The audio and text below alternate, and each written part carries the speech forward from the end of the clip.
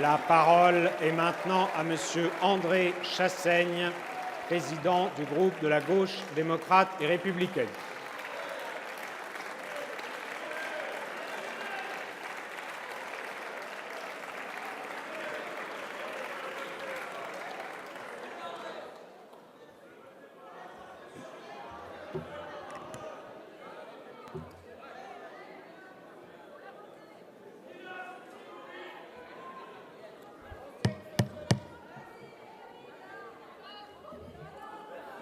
Allez-y, Monsieur Chassaigne.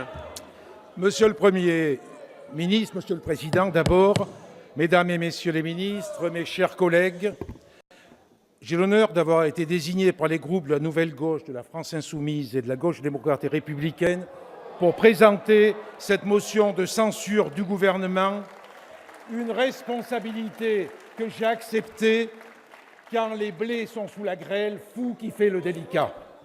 Ensemble, nous avons estimé que l'exécutif a menti pour se protéger. Ensemble, nous avons cherché la vérité, mais vous avez refusé de vous expliquer. C'est la raison pour laquelle nous avons décidé de porter cette initiative commune, afin que le représentant du peuple puisse entendre le gouvernement et s'exprimer sur sa responsabilité. Ensemble donc, mais chacun restant soi au cœur du commun combat. Avec ses particularités, à l'image de la Rose et du Réséda d'Aragon, chacun de nos trois groupes développera sa propre analyse et ses motifs le conduisant à censurer le gouvernement.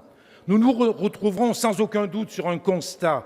L'affaire Macron-Benalla, révélée par le journal Le Monde, a permis de lever le voile sur la réalité de l'exercice du pouvoir par le président de la République. Lui qui avait fait de la moralisation de la vie publique l'une des promesses majeures de sa campagne, se trouve aujourd'hui empêtré dans ce qu'il faut bien appeler un scandale d'État. Alors que durant la manifestation du 1er mai, l'un de ses plus proches collaborateurs revêtu des insignes policiers a frappé des manifestants, le président de la République n'a ni licencié ce collaborateur, ni saisi la justice des faits incriminés. Bien au contraire, il l'a protégé, mettant en application ce précepte bien connu. On déjoue beaucoup de choses en feignant de ne pas voir. Et quand l'affaire a été révélée, il a répondu après plusieurs jours de silence avec des mots dont l'insolence rivalisait avec la vulgarité. La réalité, c'est que ce scandale met en lumière des conseillers occultes, une officine parallèle au détriment de personnel sous statut, des privilèges et des passe-droits, un système d'impunité, mais aussi des mensonges et la violation d'une obligation pénale. Autant de manquements graves qui affaiblissent l'institution républicaine, nourrissent la défiance de nos citoyens à l'endroit de leurs dirigeants et amplifient la crise démocratique du régime de la Ve République. La crédibilité de la parole présidentielle en est largement entachée. Quant à l'image de la France, elle est ternie à l'international. La scène où le collaborateur d'Emmanuel Macron malmène des manifestants est choquante, estime le Washington Post. Pour le quotidien espagnol El Mundo, le nom d'Alexandre Benalla ternira à jamais le mandat du président. En Italie, le Repubblica souligne que le scandale Benalla révèle les faiblesses de sa fulgurante ascension vers le pouvoir, ce hold-up du siècle mené avec un groupe d'aventuriers. Mais au-delà de l'affaire en elle-même, ce qui apparaît stupéfiant, c'est la gestion de la communication de l'Élysée et le long silence de l'exécutif. Pour les médias allemands, l'image du président a été écornée. Il était vraiment vu comme le président jeune, dynamique, qui réussit, mais qui a aussi promis d'être irréprochable et plus transparent. Pour le groupe GDR et les députés communistes, ce scandale révèle surtout les dérives que produit un régime hyper-présidentialiste. Ce n'est pas une simple petite affaire policière, ce n'est pas le comportement isolé d'un seul homme ou de quelques cabinets noirs qui sont en cause aujourd'hui, bien au-delà d'une simple affaire d'été, pour reprendre les propos d'Alexandre Benalla, c'est précisément l'ultra-concentration des pouvoirs aux mains d'un monarque élu qui sape le principe même de séparation des pouvoirs. C'est le présidentialisme inscrit dans la Constitution de la Ve République qui, une fois de plus, affaiblit l'État de droit, donnant raison à Montesquieu quand il écrivait « Tout pouvoir sans borne ne saurait être légitime ». Un président tout-puissant a pu ainsi s'octroyer le droit de concéder d'extraordinaires prérogatives à un homme de confiance, puis considérer ensuite lui-même qu'il n'avait aucun compte à rendre ni à la justice, ni à la représentation nationale, ni même au peuple. C'est seulement en effet la révélation des vidéos qui a permis la mise en examen du principal acteur et de 3 policiers pour lui avoir transmis des images de vidéosurveillance.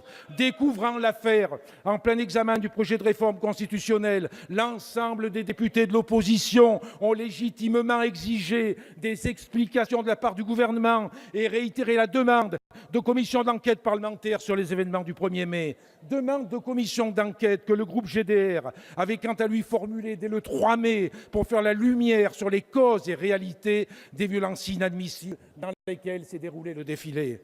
La majorité parlementaire, murée dans le silence, s'est d'abord empressée de rejeter ces demandes. Et si elle a finalement cédé, c'est sous la pression et la détermination de l'ensemble des groupes d'opposition.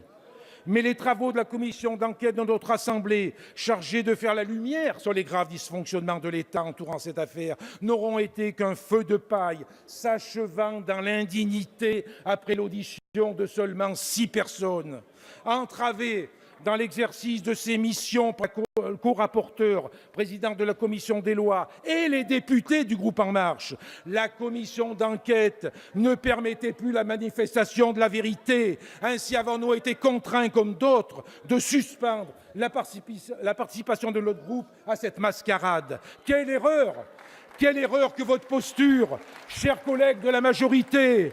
Ce qu'il y a de terrible dans votre refus de faire émerger la vérité, c'est qu'il fait de vous de simples digéreurs, intestins silencieux de la bouche élyséenne. En réduisant votre fonction à une appartenance suprême pour en faire un petit instrument de guerre parlementaire, vous croyez marcher vers votre salut, mais vous courez vers votre servitude. D'autant plus que votre posture est contre-productive et se retournera contre ceux qui vous l'ont dicté. Méditez avec René Char. La lucidité est la blessure la plus rapprochée du soleil. Bien au contraire, chers collègues, votre soumission aveugle vous éloigne de toute lumière. Vous avez ouvert une plaie qui ne se refermera pas. Dans toute sa violence, le fait majoritaire atteste une fois de plus de la faiblesse des droits de l'opposition dans cette Assemblée. Au-delà de ce mépris patent pour la représentation nationale, les dysfonctionnements graves de nos institutions révélés par l'affaire Macron-Benalla soulignent la menace que fait peser cette dérive autocratique sur l'État de droit. L'esprit clanique qui anime le sommet de l'État est contraire aux exigences de la culture républicaine. Il conduit l'exécutif à oublier ce que formulait si bien Roger Caillois : tout pouvoir vient d'une discipline et se corrompt dès qu'on en néglige les contraintes. Ces circonstances exceptionnelles mettent en exergue combien la teneur du projet de réforme constitutionnelle défendu par la majorité n'est pas à la hauteur de la crise de régime qui traverse la Ve République. Le nouveau lifting constitutionnel, imaginé par le président de la République et porté par votre gouvernement, est voué à consacrer la conjugaison d'un pouvoir présidentiel renforcé et d'une technocrature de hauts fonctionnaires. Avec un objectif, chers collègues, que la décision politique échappe aux parlementaires considérés comme un fardeau.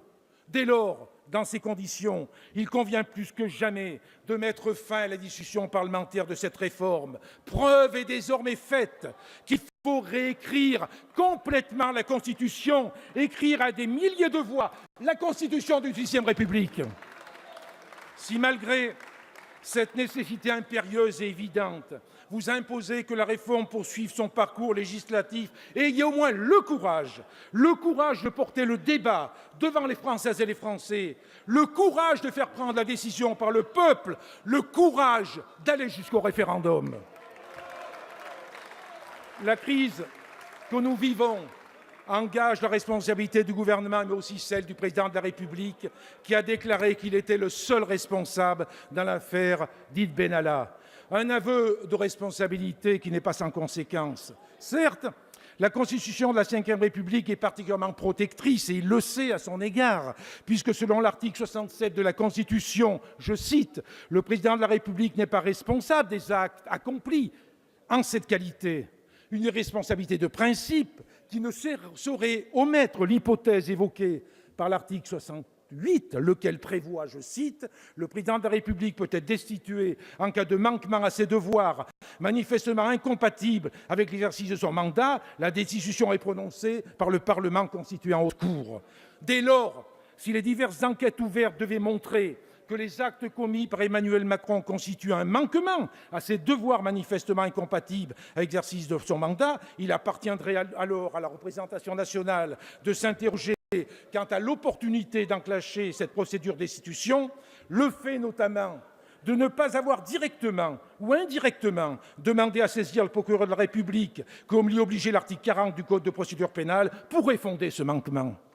Bien évidemment, la responsabilité directe du président de la République dans l'affaire Benalla ne saurait nous faire oublier la responsabilité du gouvernement dans la politique menée depuis le début de la législature. Une politique sociale d'une violence inouïe à l'encontre des salariés, des personnes privées d'emploi, des retraités, des jeunes. Toutes les réformes menées par ce gouvernement depuis un an l'attestent et font pour les députés communistes que nous avons 1001 raisons de censurer ce gouvernement. Tout d'abord, la série d'agressions subies par le monde du travail de celui qui assume son titre de président des riches, tout en accolant le nom de réforme à des mesures qui, en réalité, ne se justifient que par des considérations idéologiques d'essence purement néolibérale. Que d'actes brutaux pour remettre en cause les protections des salariés et augmenter la CSG pour les retraités. Que de cadeaux au premier de cordée avec la première loi de finances. Enfin, après avoir supprimé l'impôt sur la fortune, le président de la République nous a expliqué que le système de solidarité hérité du Conseil national de la résistance coûtait un pognon de dingue. La réalité, c'est que la majorité au pouvoir mène la politique économique et sociale rêvée par les 500 plus grandes fortunes de France. Et ces malheureux en veulent toujours plus. Ils en sont dingues. Ils sont dingues d'avoir seulement multiplié par 2 leur pognon en 10 ans. Cette politique, aussi amorale qu'inefficace, aggrave considérablement les inégalités économiques, sociales, territoriales. Des personnels hospitaliers aux enseignants, en passant par les cheminots, les salariés de l'industrie ou de la grande distribution, le malaise se généralise dans le monde du travail, la colère grandit face à une politique de privilèges pour les privilégiés, une politique antisociale, violemment antisociale, fondée sur un modèle de société qui veut normaliser la précarité, détruire notre protection sociale et nos services publics. C'est une politique inefficace et socialement désastreuse, une politique calamiteuse, une politique que nous censurons. C'est pour atteindre plus facilement, plus rapidement cet objectif que vous voulez mettre à bas les valeurs républicaines qui garantissent les droits de chacun. C'est pour cela que vous voulez supprimer les contre-pouvoirs.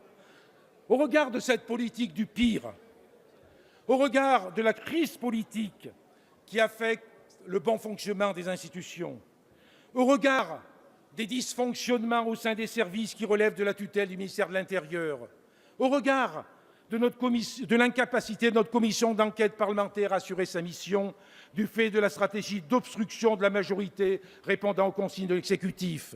Les députés communistes et le groupe GDR vous appellent à censurer le gouvernement. Une censure au nom des Français attachés au principe d'égalité devant la loi, au respect des principes de séparation des pouvoirs et de transparence des pouvoirs. Chers collègues, sur quelques bancs que vous siégez, je vous invite à ouvrir les yeux, à ne pas vous laisser enfermer dans des certitudes que l'exécutif veut imposer. Chers collègues de la majorité, vous vous étiez voués à refaire le monde. La priorité est autre aujourd'hui, faire que notre démocratie ne se défasse pas. Soyons dignes des citoyens que nous représentons. Soyons dignes, faisons en sorte qu'ils ne soient pas de simples spectateurs. Soyons dignes en portant aujourd'hui leurs aspirations, leurs besoins de justice. Assumons les responsabilités qui sont celles de la représentation nationale. Censurons ce gouvernement. Censurons ce gouvernement. Et je terminerai en disant que j'ai une pensée pour Jean Jaurès, qui est mort un 31 juillet. Merci, Monsieur le Président Chassaigne. La parole